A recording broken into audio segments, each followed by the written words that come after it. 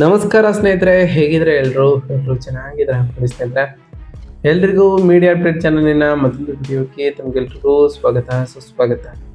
ಸ್ನೇಹಿತರೆ, ಈ 2026ರ ಈ ಒಂದು ವರ್ಷದಲ್ಲಿ ಜೂನ್ 16ರ ನಂತರ ಈ ಮೀನ ರಾಶಿಯವರ ಭವಿಷ್ಯ ಹೇಗಿರಲಿದೆ, ಅದರಲ್ಲೂ ಈ ಜೂನ್ ತಿಂಗಳಿನಲ್ಲಿ ಉಂಟಾದಂತಹ ಗ್ರಹ ಸಂಚಾರದ ಬದಲಾವಣೆಯು ಈ ಮೀನ ರಾಶಿಯವರ ಜೀವನದಲ್ಲಿ ಏನೆಲ್ಲ ಬದಲಾವಣೆಗಳನ್ನು ತರಲಿದೆ, ನಿಮ್ಮ ಜೀವನದ ವಿವಿಧ ಅಂಶಗಳಾದಂತಹ ವೃತ್ತಿಯಾಗಿರ್ಬೋದು, ವೈವಾಹಿಕ ಜೀವನ, ಆರ್ಥಿಕ ಸ್ಥಿತಿ, ಕೌಟುಂಬಿಕ ಜೀವನ, ನಿಮ್ಮ ವ್ಯವಹಾರ ಮತ್ತು ಶಿಕ್ಷಣಕ್ಕೆ ಸಂಬಂಧಪಟ್ಟಂತೆಯೇ ಏನೆಲ್ಲ ಬದಲಾವಣೆಗಳನ್ನು ಕಾಣಲಿದ್ದೀರಿ, ಯಾವುದರಲ್ಲಿ ಶುಭವಾಗಲಿದೆ, ಇರುವಂತಹ ಸಮಸ್ಯೆಗಳಿಗೆ ಏನೆಲ್ಲ ಪರಿಹಾರಗಳನ್ನು ಮಾಡಿದ್ರೆ ಒಳ್ಳೆಯದು ಎಂಬುದನ್ನು ಒಂದೊಂದಾಗಿ ತಿಳಿಸ್ಕೊಡ್ತಾ ಹೋಗ್ತಾನೆ ಸ್ನೇಹಿತರ. ಅದರಿಂದ ವಿಡಿಯೋನ ಸ್ಕಿಪ್ ಮಾಡಿದೆ ಇಲ್ಲಿಂದ ಕೊನೆ ತನಕ ನೋಡ್ತಾ ಬನ್ನಿ. ಸ್ಕಿಪ್ ಮಾಡಿ ವಿಡಿಯೋ ನೋಡೋದ್ರಿಂದ ನಿಮಗೆ ಫುಲ್ ಆಗಿ ಇನ್ಫಾರ್ಮೇಷನ್ ಅರ್ಥ ಆಗೋದಿಲ್ಲ. ಸೊ ಪ್ರತಿಯೊಂದು ವಿಡಿಯೋದಲ್ಲೂ ಹೇಳೋದಿಷ್ಟೇ, ವಿಡಿಯೋನ ಸ್ಕಿಪ್ ಮಾಡದೆ ಕೊನೆ ತನಕ ನೋಡಿ. ಹಾಗೆ ನಮ್ಮ ಈ ವಿಡಿಯೋ ಇಷ್ಟ ಆಗಿತ್ತು ಅಂದರೆ ವಿಡಿಯೋಗೆ ಒಂದು ಲೈಕ್ ಮಾಡಿ ಸ್ನೇಹಿತರೆ. ಯಾರೇನು ನಮ್ಮ ಚಾನಲ್ನ ಸಬ್ಸ್ಕ್ರೈಬ್ ಮಾಡ್ಕೊಂಡಿಲ್ಲ ಅವರು ಈಗಲೇ ಸಬ್ಸ್ಕ್ರೈಬ್ ಮಾಡ್ಕೊಳ್ಳಿ. ಸಬ್ಸ್ಕ್ರೈಬ್ ಮಾಡ್ಕೊಂಡು ಪ್ರತಿನಿತ್ಯ ವಿಡಿಯೋ ವಾಚ್ ಮಾಡ್ತಿರೋರಿಗೆ ಥ್ಯಾಂಕ್ ಯು ಸೋ ಮಚ್ ಅಂತ ಹೇಳ್ತಾ, ಹಾಗಾದರೆ ಈ ಜೂನ್ 16ರ ನಂತರ ಈ ಸಿಂಹ ರಾಶಿಯವರ ಭವಿಷ್ಯ ಹೇಗಿರ್ತದೆ ಎಂಬುದನ್ನು ಒಂದೊಂದಾಗಿ ತಿಳ್ಕೊಳ್ತಾ ಬರೋಣ ಸ್ನೇಹಿತರೆ. ಹೌದು ಸ್ನೇಹಿತರೆ, ಈ ಮೀನ ರಾಶಿಯವರಿಗೆ ಜೂನ್ ತಿಂಗಳು ಶನಿಯ ಸಾಡೇಸಾತಿಯ ಭಾರಿ ಒತ್ತಡವನ್ನು ಮುರಿದು ಅದ್ಭುತವಾದಂತಹ ಪರಿಹಾರ ಮತ್ತು ಹೊಸ ಚೈತನ್ಯವನ್ನು ಹೊತ್ತು ತರಲಿದೆ ಅಂತಲೇ ಹೇಳ್ಬೋದು. ನಿಮ್ಮ ರಾಶಿಯಲ್ಲಿ ನೆಲೆಸಿರತಕ್ಕಂತಹ ಶನಿಯು ಶಿಸ್ತುಬದ್ಧ ಮತ್ತು ಕಠಿಣ ಪರಿಶ್ರಮವನ್ನು ಬಯಸುತ್ತಲೇ ಇರುತ್ತಾನಾದರೂ ಜೂನ್ 2ರಂದು ನಿಮ್ಮ ರಾಶಿಯಾಧಿಪತಿ ಗುರುವು ಕೂಡ ಆಲ್ರೆಡಿ ಪ್ರವೇಶವನ್ನು ಮಾಡಿರೋ ಕಾರಣ ಇದು ನಿಮ್ಮ ಇಂದಿನ ಕತ್ತಲೆಯನ್ನು ಓಡಿಸುವ ದೈವಿಕ ಬೆಳಕಿನಂತೆ ಕಾರ್ಯವನ್ನು ಮಾಡಲಿದೆ.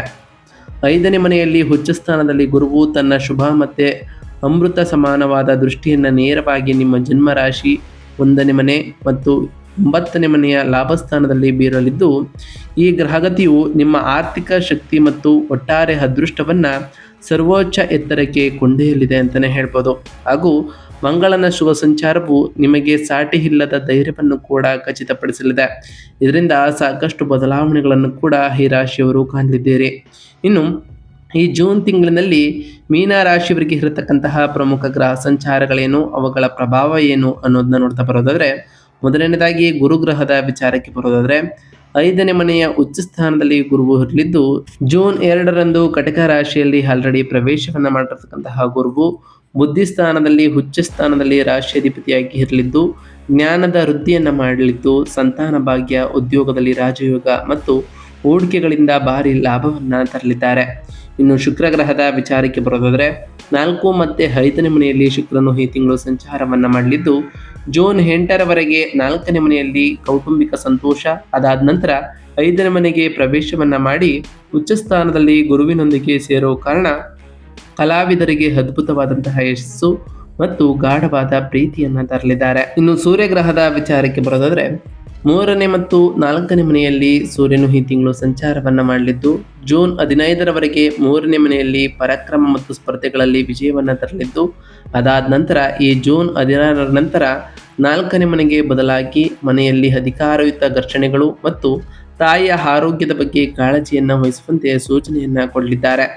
ಇನ್ನು ಮಂಗಳ ಗ್ರಹದ ವಿಚಾರಕ್ಕೆ ಬರೋದಾದರೆ 2 ಮತ್ತು 3ನೇ ಮನೆಯಲ್ಲಿ ಮಂಗಳನು ಸಂಚಾರವನ್ನು ಮಾಡಲಿದ್ದು, ಜೂನ್ 21ರವರೆಗೆ ತನ್ನದೇ ಆದ 2ನೇ ಮನೆಯಲ್ಲಿ ಬಲವಾದ ಆರ್ಥಿಕ ಸಂಪನ್ಮೂಲಗಳು, ಅನಂತರ 3ನೇ ಮನೆಗೆ ಅಂದರೆ ವೃಷಭ ರಾಶಿಗೆ ಪ್ರವೇಶವನ್ನು ಮಾಡಿ ಅಪಾರವಾದಂತಹ ಧೈರ್ಯ, ಗುರಿಗಳ ಸಾಕಾರ ಮತ್ತು ಲಾಭದಾಯಕ ಪ್ರಯಾಣಗಳನ್ನು ಕರುಣಿಸಲಿದ್ದಾರೆ ಅಂತಲೇ ಹೇಳ್ಬೋದು.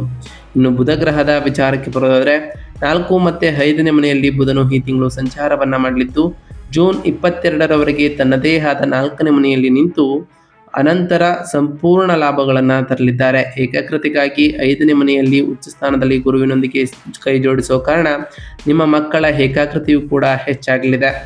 ಇನ್ನು ಶನಿ ಗ್ರಹದ ವಿಚಾರಕ್ಕೆ ಬರೋದಾದರೆ 1ನೇ ಮನೆಯ ಮೀನ ರಾಶಿಯಲ್ಲಿ ಯಥಸ್ಥಿತಿಯಲ್ಲಿ ಇರತಕ್ಕಂತಹ ಶನಿಯು ನಿಮ್ಮ ರಾಶಿಯಲ್ಲಿಯೇ ಶನಿಯ ಮಧ್ಯ ಹಂತದ ಸಂಚಾರ ಮುಂದುವರಿಯಲಿದ್ದು, ನಿರಂತರ ದೈಹಿಕ ಶ್ರಮ, ಅಚಲವಾದಂತಹ ಶಿಸ್ತು ಮತ್ತು ಕ್ರಮಬದ್ಧವಾದಂತಹ ಕೆಲಸವನ್ನು ಬಯಸಲಿದ್ದಾರೆ ಅಂತಲೇ ಹೇಳ್ಬೋದು. ಇದರಿಂದ ಸಾಕಷ್ಟು ಬದಲಾವಣೆಗಳನ್ನು ಕೂಡ ಕಂಡಿದ್ದೀರಿ. ಇನ್ನು ಈ ರಾಶಿಯವರ ವೃತ್ತಿ ಮತ್ತು ಉದ್ಯೋಗದ ವಿಚಾರಕ್ಕೆ ಬರೋದಾದರೆ, ಉದ್ಯೋಗಿಗಳಿಗೆ ಈ ತಿಂಗಳು ಅತ್ಯಂತ ಪ್ರಗತಿಪರ ವಾತಾವರಣವನ್ನು ಭರವಸೆ ನೀಡಲಿದೆ. ನಿಮ್ಮ ರಾಶಿ ಅಧಿಪತಿ ಮತ್ತು ಕರ್ಮದ ಅಧಿಪತಿ ಗುರು ಜೂನ್ 2ರಂದು 5ನೇ ಮನೆಯಲ್ಲಿ ಉಚ್ಚ ಸ್ಥಾನವನ್ನು ತಲುಪುವ ಕಾರಣ ನಿಮ್ಮ ವೃತ್ತಿ ಜೀವನಕ್ಕೆ ಪ್ರಬಲ ಮತ್ತು ಚೇತರಿಕೆಗೊಳ್ಳುವ ಅಡಿಪಾಯವನ್ನು ಸ್ಥಾಪಿಸಲಾಗ್ತದೆ. ಕೆಲಸದ ಸ್ಥಳದಲ್ಲಿ ನೀವು ಪರಿಚಯಿಸುವಂತಹ ಕಾರ್ಪೊರೇಟ್ ತಂತ್ರಗಳು ಮತ್ತು ವಿಶ್ಲೇಷಣಾತ್ಮಕ ಆಲೋಚನೆಗಳು ನಿಮ್ಮ ಆಡಳಿತ ಮಂಡಳಿಯಿಂದ ಅದ್ಭುತವಾದಂತಹ ಪ್ರಶಂಸೆಯನ್ನು ಕೂಡ ಪಡೆಯಲಿದೆ. ನಿಮ್ಮ ರಾಶಿಯಲ್ಲಿ ಶನಿ ಇರುವುದರಿಂದ ನೀವು ಪಡುತ್ತಿರುವಂತಹ ಕಠಿಣ ಪರಿಶ್ರಮಕ್ಕೆ ಈಗ ತಕ್ಕಂತಹ ಪ್ರತಿಫಲವೂ ಕೂಡ ದೊರೆಯಲಿದೆ. ವಿಶೇಷವಾಗಿ ಶಿಕ್ಷಕರು, ಕಾನೂನು ಸಲಹೆಗಾರರು, ಸಂಪತ್ತು ವ್ಯವಸ್ಥಾಪಕರು ಮತ್ತು ಸಾಫ್ಟ್ವೇರ್ ವೃತ್ತಿಪರರಿಗೆ ಈ ತಿಂಗಳು ಉನ್ನತ ಮಟ್ಟದ ಉದ್ಯೋಗ ಬಡ್ತಿಗಳನ್ನು ಮತ್ತು ಪ್ರೀಮಿಯಂ ವೃತ್ತಿ ಪ್ರಗತಿಯನ್ನು ತರಲಿದೆ. ಜೂನ್ 21ರಂದು ಮಂಗಳನು ಪರಾಕ್ರಮದ 3ನೇ ಮನೆಗೆ ಕಾಲಿಡುತ್ತಿದ್ದಂತೆಯೇ ನಿಮ್ಮ ಕಾರ್ಪೊರೇಟ್ ನಾಯಕತ್ವದ ಗುಣಗಳು ಗಮನಾರ್ಹವಾಗಿ ಬಲಗೊಳ್ಳಲಿದ್ದು, ಬಾಕಿ ಉಳಿದಿರುವಂತಹ ಕಾರ್ಯಗಳನ್ನು ಅತ್ಯಂತ ವೇಗವಾಗಿ ಮಾಡಲಿದ್ದೀರಿ. ಈ ಜೂನ್ 16ರ ನಂತರವೂ ಕೂಡ ಬಹಳಷ್ಟು ಉತ್ತಮವಾದಂತಹ ಫಲಿತಾಂಶಗಳನ್ನು ಈ ಸಂಚಾರದಿಂದ ಕಾಣಲಿದ್ದೀರಿ ಅಂತಲೇ ಹೇಳ್ಬೋದು. ಇನ್ನು ವ್ಯಾಪಾರ ಮತ್ತು ಉದ್ಯೋಗದ ವಿಚಾರಕ್ಕೆ ಬರೋದಾದರೆ, ಈ ರಾಶಿಯವರು ಸ್ವತಂತ್ರ ವ್ಯಾಪಾರಸ್ಥರಾಗಿದ್ದರೆ ಹೂಡಿಕೆಗಳನ್ನು ಮಾಡಲು ಮತ್ತು ಭಾರೀ ಲಾಭಗಳನ್ನು ಗಳಿಸಲು ಈ ಜೂನ್ ತಿಂಗಳು ಅತ್ಯಂತ ಸೂಕ್ತವಾದಂತಹ ಅವಧಿಯಾಗಿತ್ತು. ಏಕೆಂದರೆ ಜೂನ್ 8ರಂದೆಯೇ 5ನೇ ಮನೆಯಲ್ಲಿ ಉಚ್ಚ ಸ್ಥಾನದಲ್ಲಿ ಗುರುವಿನ ಸಂಚಾರದ ಜೊತೆಗೆ ಶುಕ್ರನ ಭವ್ಯವಾದಂತಹ ಸಂಯೋಜನೆಯೂ ಕೂಡ ಸೃಜನಶೀಲ ಕಲೆಗಳು, ಮನರಂಜನೆ, ಇಂಟೀರಿಯರ್ ಡಿಸೈನಿಂಗ್ ಅಥವಾ ಕ್ರಿಯೇಟಿವ್ ಕಂಟೆಂಟ್ ಕ್ಷೇತ್ರಗಳಲ್ಲಿ ಕೆಲಸವನ್ನು ಮಾಡ್ತಿರೋರಿಗೆ ಅಪಾರ ಸಂಪತ್ತಿನ ಹರಿವನ್ನು ಪ್ರಚೋದಿಸ್ತಾ ಬರ್ತದೆ. ನಿಮ್ಮ ನವೀನ ಪರಿಕಲ್ಪನೆಗಳು ಅದ್ಭುತವಾದಂತಹ ಗ್ರಾಹಕರನ್ನು ಆಕರ್ಷಿಸಲಿದೆ. ಜೂನ್ 22ರವರೆಗೆ ನಿಮ್ಮ ವ್ಯಾಪಾರ ಸ್ಥಾನದ ಅಧಿಪತಿಯಾದಂತಹ ಬುಧನು ತನ್ನದೇ ಆದ 4ನೇ ಮನೆಯಲ್ಲಿ ಬಲವಾಗಿ ನೆಲೆಸಿರುವುದರಿಂದ ರಿಯಲ್ ಎಸ್ಟೇಟ್ ಅಭಿವೃದ್ಧಿ, ನಿರ್ಮಾಣ ವಲಯಗಳು ಮತ್ತು ವಾಹನ ವ್ಯವಹಾರಗಳಲ್ಲಿ ಲಾಭದಾಯಕ ಒಪ್ಪಂದಗಳು ಸುಗಮವಾಗಿ ಸಾಕಾರಗೊಳ್ಳಲಿದೆ. ನಿಮ್ಮ ವಾಣಿಜ್ಯ ಸಹವರ್ತಿಗಳೊಂದಿಗಿನ ಸಂಬಂಧಗಳು ಗಮನಾರ್ಹವಾಗಿ ಸುಧಾರಿಸಲಿದೆ ಅಂತಲೇ ಹೇಳ್ಬೋದು. ಇನ್ನು ಈ ರಾಶಿಯವರ ಆರ್ಥಿಕ ಸ್ಥಿತಿ ಮತ್ತು ಸಂಪತ್ತಿನ ವಿಚಾರಕ್ಕೆ ಬರೋದಾದರೆ, ಆರ್ಥಿಕವಾಗಿ ಈ ಜೂನ್ ತಿಂಗಳು ನಿಮ್ಮನ್ನು ಸಂಪೂರ್ಣವಾಗಿ ತೃಪ್ತಿಪಡಿಸಲಿದೆ ಅಂತಲೇ ಹೇಳ್ಬೋದು.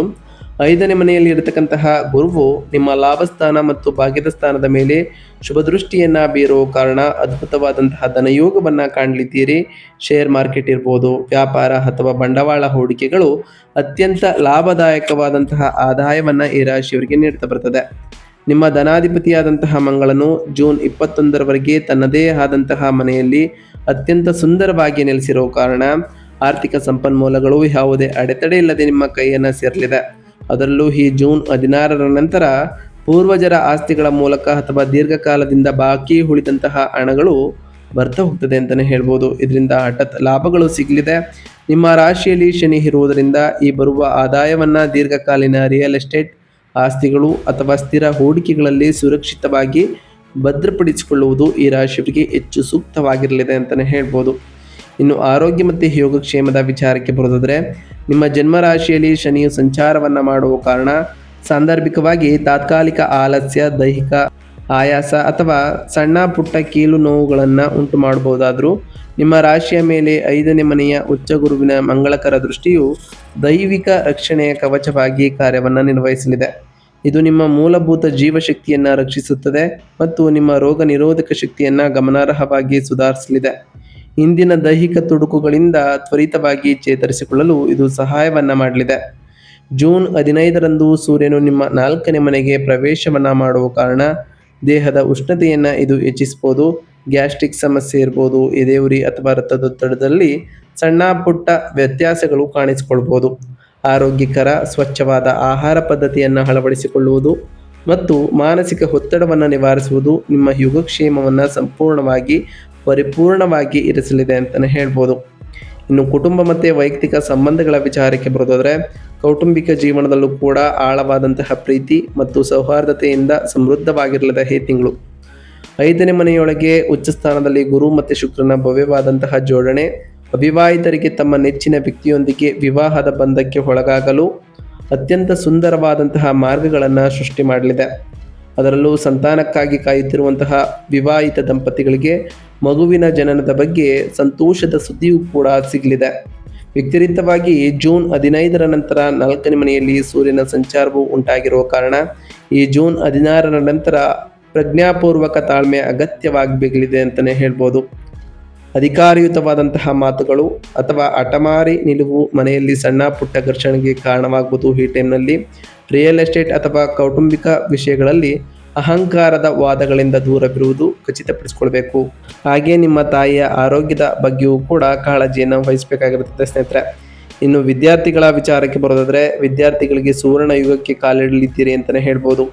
ನಿಮ್ಮ ವಿದ್ಯಾಸ್ಥಾನದಲ್ಲಿ ಗುರು ಮತ್ತು ಶುಕ್ರರು ಅತ್ಯಂತ ಸುಂದರವಾಗಿ ಸಮೃದ್ಧವಾಗಿ ಇರುವುದರಿಂದ, ಅದರಲ್ಲೂ ಜೂನ್ 22ರಂದು ನಿಮ್ಮ 4ನೇ ಮನೆಯ ಅಧಿಪತಿ ಬುಧ ಅವರೊಂದಿಗೆ ಸೇರಿರೋ ಕಾರಣ ನಿಮ್ಮ ಸಂಪೂರ್ಣ ಏಕಾಗ್ರತೆ ಮತ್ತು ನೆನಪಿನ ಶಕ್ತಿ ಉತ್ತುಂಗಕ್ಕೆ ತಲುಪಲಿದೆ. ಸ್ಪರ್ಧಾತ್ಮಕ ಪರೀಕ್ಷೆಗಳು, ಲಲಿತ ಕಲೆಗಳು, ಬಿಸ್ನೆಸ್ ಮ್ಯಾನೇಜ್ಮೆಂಟ್ ಅಥವಾ ಆಳವಾದಂತಹ ಸಂಶೋಧನೆಗೆ ತಯಾರಿ ನಡೆಸುತ್ತಿರುವಂತಹ ವಿದ್ಯಾರ್ಥಿಗಳು ರಾಷ್ಟ್ರೀಯ ಮಟ್ಟದಲ್ಲಿ ಉನ್ನತ ಶ್ರೇಣಿಯನ್ನು ಪಡೆಯಲಿದ್ದೀರಿ. ವಿದೇಶಿ ಪ್ರವೇಶವನ್ನು ಬಯಸುವವರು ತಮ್ಮ ಪ್ರಕ್ರಿಯೆಗಳನ್ನು ಅತ್ಯಂತ ಸುಲಭವಾಗಿ ಅಂತಿಮಗೊಳಿಸಲಿದ್ದೀರಿ ಅಂತಲೇ ಹೇಳ್ಬೋದು. ಒಟ್ಟಾರೆಯಾಗಿ ಸಾಕಷ್ಟು ಬದಲಾವಣೆಗಳನ್ನು ಕೂಡ ಕಾಣಲಿದ್ದೀರಿ. ಹಾಗಾದರೆ ಈ ರಾಶಿಯವರು ಶನಿಯ ಸಾಡೆಸಾತಿಯ ದೈಹಿಕ ಒತ್ತಡವನ್ನು ಕರಗಿಸಲು ಮತ್ತು 4ನೇ ಮನೆಯ ಸೂರ್ಯನಿಂದ ಉಂಟಾಗುವ ಕೌಟುಂಬಿಕ ಘರ್ಷಣೆಯನ್ನು ಶಮನಗೊಳಿಸಲು ನಾವು ತಿಳಿಸ್ಕೊಡುವಂತಹ ಸರಳ ಪರಿಹಾರಗಳನ್ನು ಮಾಡ್ತಾ ಬನ್ನಿ. ಪ್ರತಿ ಜೂನ್ ತಿಂಗಳ ಗುರುವಾರದಂದು ಹಳದಿ ವಸ್ತ್ರವನ್ನು ಧರಿಸಿ ಮತ್ತು ದಕ್ಷಿಣಮೂರ್ತಿ ಸ್ತೋತ್ರ ಅಥವಾ ಗುರು ಸ್ತೋತ್ರವನ್ನು ಪಠಿಸಿ, ಅಥವಾ ವಿದ್ಯಾರ್ಥಿಗಳಿಗೆ ಕಡಲೆ ಕಾಳುಗಳನ್ನು ದಾನ ಮಾಡಿ ಸ್ನೇಹಿತರೆ. ಇದು ನಿಮ್ಮ ಅದೃಷ್ಟದ ಹೊಳವರಿಯನ್ನು ಸಂಪೂರ್ಣವಾಗಿ ಆಹ್ವಾನಿಸಲಿದೆ ಅಂತಲೇ ಹೇಳ್ಬೋದು. ನಿಮ್ಮ ರಾಶಿಯಲ್ಲಿ ಶನಿಯಿಂದ ಉಂಟಾಗುವ ಆಲಸ್ಯ ಮತ್ತು ದೈಹಿಕ ಆಯಾಸವನ್ನು ತೊಡೆದುಹಾಕಲು ಶನಿವಾರದಂದು ಶಿವನ ದೇವಸ್ಥಾನದಲ್ಲಿ ಸಾಸಿವೆ ಎಣ್ಣೆ ಅಥವಾ ಎಳ್ಳೆಣ್ಣೆಯ ದೀಪವನ್ನು ಹಚ್ಚಿ ಮತ್ತು ಮಹಾಮೃತ್ಯುಂಜಯ ಮಂತ್ರವನ್ನು ಜಪಿಸಿ. ಹಾಗೆ ಪ್ರತಿ ಶನಿವಾರದಂದು ಓಂ ಶಂ ಶನೈಶ್ವರಾಯ ನಮಃ ಎಂಬ ಮಂತ್ರವನ್ನು ಜಪಿಸಿ. ಸಾಧ್ಯವಾದರೆ ಶನಿದೇವರ ದೇವಾಲಯಕ್ಕೆ ತೆರಳಿ ಶನಿದೇವರಿಗೆ ಪ್ರಿಯವಾಗಿರುವಂತಹ ಕಪ್ಪು ಎಳ್ಳಿನ ಬತ್ತಿಯನ್ನು ಹಚ್ಚುತ್ತಾ ಬನ್ನಿ ಸ್ನೇಹಿತರೆ. ಹಾಗೆ ಜೂನ್ 15ರ ನಂತರ ಸೂರ್ಯನು 4ನೇ ಮನೆಗೆ ಆಲ್ರೆಡಿ ಪ್ರವೇಶವನ್ನು ಮಾಡಿರೋ ಕಾರಣ ದೇಹದ ಉಷ್ಣತೆಯನ್ನು ಈ ಟೈಮ್ನಲ್ಲಿ ನಿಯಂತ್ರಿಸಲು ಮತ್ತು ಕೌಟುಂಬಿಕ ಶಾಂತಿಯನ್ನು ಕಾಪಾಡಲು ಮುಂಜಾನೆ ಸೂರ್ಯ ನಮಸ್ಕಾರವನ್ನು ಅಭ್ಯಾಸ ಮಾಡಿ ಸೂರ್ಯ ದೇವರಿಗೆ ನೀರಿನಲ್ಲಿ ಆರ್ಘ್ಯವನ್ನು ನೀಡಿ ಸ್ನೇಹಿತರೆ. ಇದರಿಂದ ಸಾಕಷ್ಟು ಬದಲಾವಣೆಗಳನ್ನು ತರಲಿದೆ. ಹಾಗೆ ಪ್ರತಿ ಶುಕ್ರವಾರದಂದು ಓಂ ಲಕ್ಷ್ಮೀನಾರಾಯಣಾಯ ನಮಃ ಎಂಬ ಮಂತ್ರವನ್ನು ಜಪಿಸುವುದರ ಜೊತೆಗೆ ತಾಯಿ ಜಗನ್ಮಾತೆಯಾದಂತಹ ಲಕ್ಷ್ಮೀ ದೇವಿಗೆ ಪೂಜೆಯನ್ನು ಸಲ್ಲಿಸಿ. ಇದರಿಂದ ನಿಮ್ಮ ಮನೆಯಲ್ಲಿ ಸುಖ ಸಮೃದ್ಧಿಯ ಜೊತೆಗೆ ಸಂಪತ್ತು ಕೂಡ ಹೆಚ್ಚಾಗಲಿದೆ. ಇದಾಗಿತ್ತು ಇವತ್ತಿನ ಒಂದು ವಿಡಿಯೋ ಸ್ನೇಹಿತರೆ. ವಿಡಿಯೋ ಇಷ್ಟ ಆಗಿತ್ತು ಅಂದರೆ ವಿಡಿಯೋಕ್ಕೆ ಒಂದು ಲೈಕ್ ಮಾಡಿ. ಯಾರೇನೂ ನಮ್ಮ ಚಾನಲ್ನ ಸಬ್ಸ್ಕ್ರೈಬ್ ಮಾಡ್ಕೊಂಡಿಲ್ಲ ಅವರು ಈಗಲೇ ಸಬ್ಸ್ಕ್ರೈಬ್ ಮಾಡ್ಕೊಳ್ಳಿ. ಸಬ್ಸ್ಕ್ರೈಬ್ ಮಾಡಿಕೊಂಡು ಪ್ರತಿನಿತ್ಯ ವಿಡಿಯೋ ವಾಚ್ ಮಾಡ್ತಿರೋರಿಗೆ ಥ್ಯಾಂಕ್ ಯು ಸೋ ಮಚ್ ಅಂತ ಹೇಳ್ತಾ, ಹಾಗೆ ಕಮೆಂಟ್ನಲ್ಲಿ ಓಂ ಶನೈಶ್ವರಾಯ ನಮಃ, ಓಂ ಅಂಗರಾಯಕಾಯ ನಮಃ, ಓಂ ಗುರುಭ್ಯೋ ನಮಃ, ಓಂ ಲಕ್ಷ್ಮೀನಾರಾಯಣಾಯ ನಮಃ, ಓಂ ದಕ್ಷಿಣಮೂರ್ತಿಯೇ ನಮಃ, ಓಂ ಸೂರ್ಯಾಯ ನಮಃ ಎಂದು ಕಮೆಂಟ್ ಮಾಡಿ ಸ್ನೇಹಿತರೆ. ಆ ಶನಿದೇವರು, ಮಂಗಳದೇವ, ಗುರುದೇವ, ಲಕ್ಷ್ಮೀನಾರಾಯಣ, ಸೂರ್ಯದೇವ ನಿಮಗೆ ಆಯುಷ್ಯ ಆರೋಗ್ಯ ಸಮೃದ್ಧಿಗಳನ್ನು ಕೊಟ್ಟು ಕಾಪಾಡಲಿ. ನೀವು ಅಂದುಕೊಂಡಿರುವಂತಹ ಕಾರ್ಯಗಳು ಯಾವುದೇ ಅಡೆತಡೆ ಇಲ್ಲದೆ ನೆರವೇರಲಿ ಅಂತ ದೇವರಲ್ಲಿ ಕೇಳ್ಕೊಳ್ತಾ ಇವತ್ತಿನ ಒಂದು ವಿಡಿಯೋನ ಮುಗಿಸ್ತಿದ್ದೀನಿ ಸ್ನೇಹಿತರೆ. ಸಿಗ್ತೀನಿ ಮತ್ತೊಂದು ವಿಡಿಯೋದೊಂದಿಗೆ. Thank you for watching.